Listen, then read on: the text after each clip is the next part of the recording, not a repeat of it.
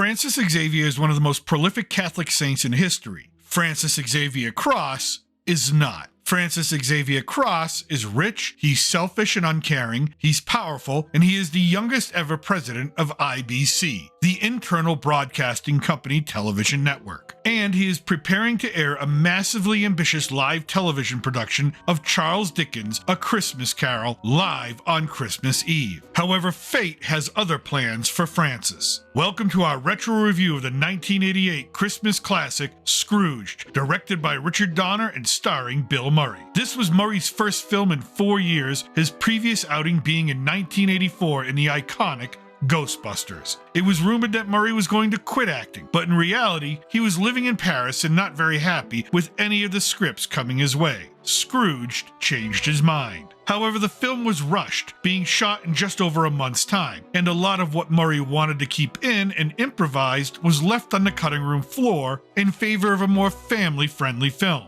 Hey, it's Bill Murray. Is it even a question that there was a darker comedic version of this film that could have been made? But what we got was a sarcastic, pumped-up version of a timeless holiday story that still attracts an audience 35 years later. But before we get into it, make sure to like and subscribe. We really appreciate it each and every week. We first meet Francis as he reviews marketing for IBC's holiday programming. For him, it all sucks. His executive team is incompetent, and his assistant Grace is overworked, underpaid, and underappreciated. Elliot Loudermilk, one of Francis's executives, summons up the courage to politely disagree with Francis over the violence and adult content being presented by the company. Francis, who most people refer to as Frank, lies to Elliot about appreciating his input and then promptly has him fired and removed from the building, something Frank takes great pleasure in. And as Frank observes Elliot's employment demise, Grace tries to get him to commit to gift giving. She has a list of friends, family, and important entertainment figures. Some of them get a state-of-the-art VCR. In 1988, this was a $500 to $1,500 price tag, but most people just get an IBC-branded towel, including Grace and Frank's only brother, James. This is when Frank's boss, Preston Rhinelander, comes to visit because he wants Frank to begin programming for the 27 million cats and 42 million dogs in the country who could become regular viewers. Frank, desperate to get out of the conversation, agrees, and as he says goodbye to Preston, he meets Bryce Cummings, a quick-talking West Coast Hollywood sleazebag who we find out is after Frank's job. Enraged, Frank demands that Grace stay and work late, even though she has to bring her child to a doctor that evening, but Frank doesn't care.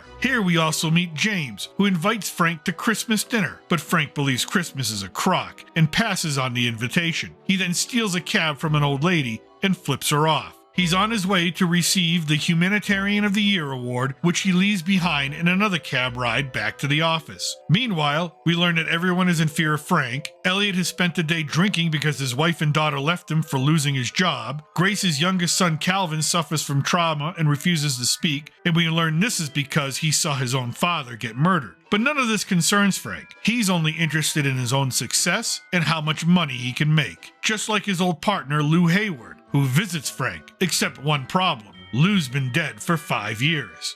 He's there to warn Frank to change his ways, that it's not too late, and that kindness and generosity should be his new life mission. To help him on his journey, Lou tells Frank that he will be visited by 3 ghosts, and to expect the first one at the stroke of noon the next day. Frank believes he is hallucinating, brought on by poisoned Russian vodka. So to scare him even more, Lou drops him out the window, only for Frank to land safely in his office chair. His phone then auto-dials a number to a woman named Claire. So he leaves a desperate message after not speaking to this woman for 15 years. The next morning, Frank is excited to hear that his new fear marketing campaign killed an old woman in the Midwest. But he can't stick around long because the network censor has a problem with that evening's live production. One of the dancers' costumes are showing a little bit of nipple. Frank cannot understand. He wants to see her nipples. Everyone wants to see her nipples. Besides, they're barely visible. And then the censor is clobbered by a lamppost. Just then, Frank is surprised by the arrival of Claire, who he has not seen in 15 years. And as the two try to reunite, Frank is constantly interrupted. First by the dance instructor. Frank uses this opportunity to win his argument with the immobilized censor. Then by the animal trainer, who cannot get antlers to stick to a mouse's head. Frank suggests using staples. Then he's interrupted by construction noise, and when they finally stop the racket, the set collapses, further injuring the censor. Claire has to leave at this point, but invites Frank to visit her at her work, a homeless shelter she runs, but Frank cannot worry about that right away. He has a lunch with Preston. As Frank sits with his boss, Bryce Cummings crashes the meal. Frank is incensed at this interruption, but his problems are just beginning because the clock has just struck noon.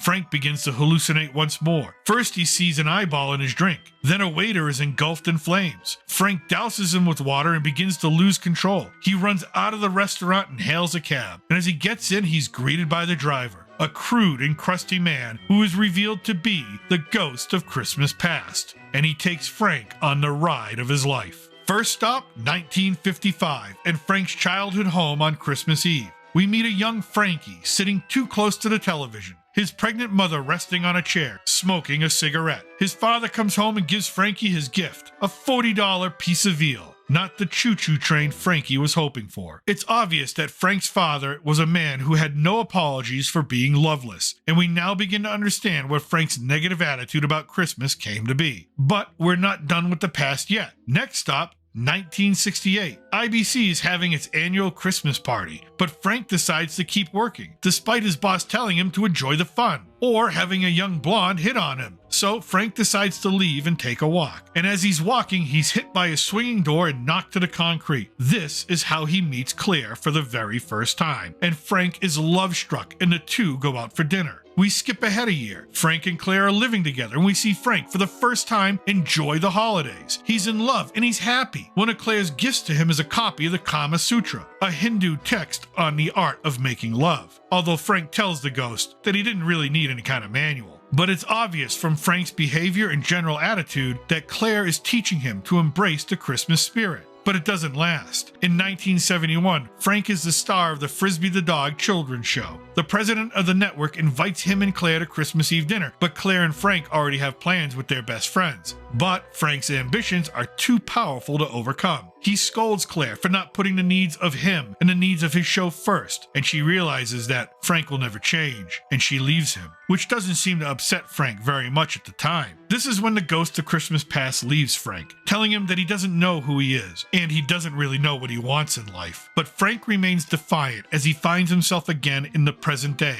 on the set. He is still losing control and lashes out at everyone. He storms out with Claire's business card still in his hand. Meanwhile, Elliot is donating blood to afford booze, but he passes out in a trash heap. Frank makes his way to the homeless shelter, ranting and raving like a lunatic, and meets Herman and his friends, who thinks Frank is legendary actor Richard Burton. Frank just shrugs them off after seeing Claire. He implores her to come with him, but Claire is hampered with responsibilities, and this angers Frank, who once again leaves her, telling her, "Bah humbug." Frank storms out into the street and makes up a final excuse not to give Herman $5. He returns to the studio, but now Bryce Cummings is running the show. Preston hired him to, quote, help out, but Frank sees it for what it is. Bryce is trying to steal Frank's job. They call lunch and everyone leaves as Frank remains in darkness. Just then, a spotlight illuminates a sign advertising the Ball Breaker Suite. And we meet the ghost of Christmas Present, a woman dressed as a ballerina and a fairy, but she just seems a bit off, or maybe even a little bit tipsy. Frank welcomes her appearance as her first impression is that of joyful, in opposition to the ghost of Christmas past. And as she flies towards Frank, he smiles, expecting something fun, something joyous. Instead,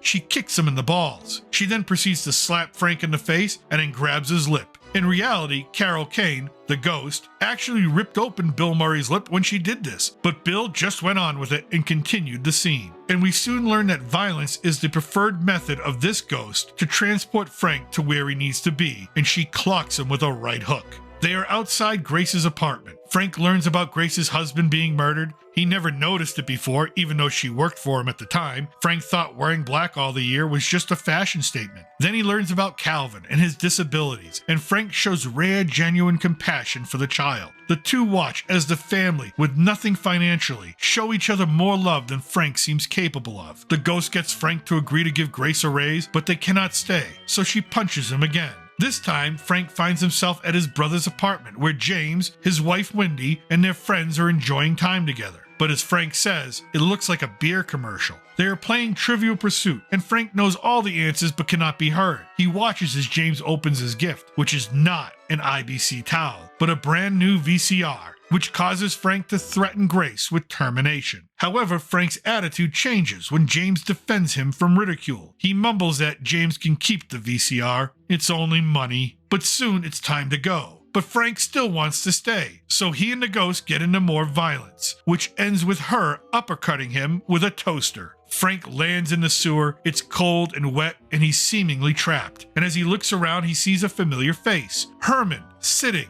and smiling. But Herman isn't moving, and Herman is blue. In fact, Herman is dead. He froze to death. Frank remarks that maybe he should have given him those $5, but his humor cannot restrain the gravity of the situation. Frank feels real guilt, and then rails at Herman for not staying with Claire, that she would have taken care of him. At least he would have been a prettier color. But in reality, Frank is talking about himself. Then he finds a door and barges through it, and finds himself once again charging through the IBC studios. Grace, Bryce, and the rest of the crew send him upstairs to monitor the imminent airing of their live television series. And as he sits and drinks, Frank opens his gift from James, a handmade frame with a picture of the two of them as children. The inscription, "To Frank, the best big brother a guy could ever have." Frank begins to tear up. There's little time to cry though, because on the monitors behind Frank appears the ghost of Christmas Future, and a large skeletal hand reaches out to grab him. But this is interrupted by Elliot Loudermilk, who kicks in Frank's office doors and fires a shotgun into the air. He is there to kill Frank. Since Elliot has been blind stinking drunk all day, his aim is a little off, giving Frank a chance to make it to the elevator as he begs and pleads for his life. Elliot just continues to sing Santa Claus is Coming to Town as he hunts Frank through the office cubicles. And just as it seems that Elliot has Frank dead to rights, the elevator door opens up, allowing Frank to fall in.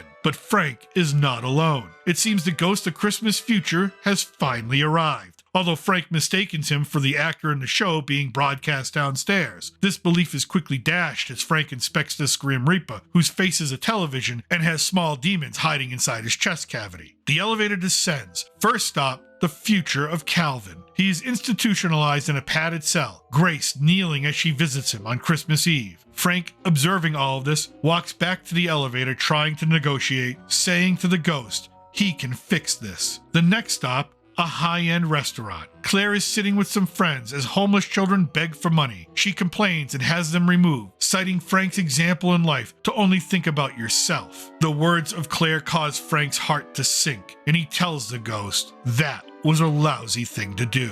And the final stop, a mortuary, with a coffin and a roaring fire, and James's wife Wendy standing beside it. Frank first believes James is inside the coffin until James himself shows up. Frank was mistaken. The name on the casket says Francis Xavier Cross. And as Frank frantically tries to stop it from entering the furnace, he begs for help until he's actually inside of it, burning, pounding on the lid, and pleading for a second chance to live. For Frank, he gets his wish. The elevator dings, the doors open up, and he walks back into his office. He's alive. He kisses the walls and celebrates, even as Elliot, still hunting him, points his rifle in his face. But Frank is unfazed. He is in joyous ecstasy. He convinces Elliot to go with him. He hires Elliot back with a promotion and a raise, and finally takes Elliot's shotgun and tells his new friend, "We're gonna have some fun." We are then brought back to the studio, the end of the show being televised live, when Frank appears on screen to the amazement of everyone watching. Elliot, under orders from Frank, has now taken command of the control center. What we get next is total improv from Bill Murray, as he speaks directly to us about his failures, his failure to be a good brother, to be a good boss, his failure to put others before himself, and about his new revelations, and about how he has learned to live and love and embrace the important things in life once again, to cherish friendship and family and the importance of charity and compassion. And in this almost 10-minute sermon, we as audience members cannot help but believe in the words of Frank ourselves. Sure, there are some more shotgun blasts. Bryce Cummings is tied up and humiliated, and Frank is risking his career. But that is a small price to pay because as Claire got a quick cab ride to the studio, courtesy of our Ghost of Christmas Past, to reunite with Frank, Calvin steps into frame. He tugs on Frank's pant leg and reminds Frank to tell everyone, God bless us, every one of us. Calvin's trauma has been lifted. And as Frank picks Calvin up and Grace's motherly hopes are realized, Claire appears and Frank introduces her to the world. The film ends with Francis Xavier Cross leading the fictional cast and crew and real-life movie audiences singing Put a Little Love in Your Heart, as the ghosts, Lou and Herman appear one final time to salute Frank on earning his new lease on life. It may be one of Bill Murray's most emotional performances. Yes, it's comedic and loud throughout the entire film, but he hits every note and strikes every chord and reminds us all that it's never too late to give yourself over to the Christmas spirit. My hope is that you all feel the same this Christmas season, and I also hope you enjoyed this look back at 1988's Scrooged, one of my all-time favorite Christmas films. Let me know what you think in the comment section below. What version of A Christmas Carol has been your favorite from over the years? And if you want more retro holiday movie fun, click on the thumbnails at the end of this video for our look back at Gremlins and Jingle All the Way. I thank you for watching. Remember, I'm still your reluctant gringo, and from somewhere south of the border, salut, a huevo, and Feliz Navidad.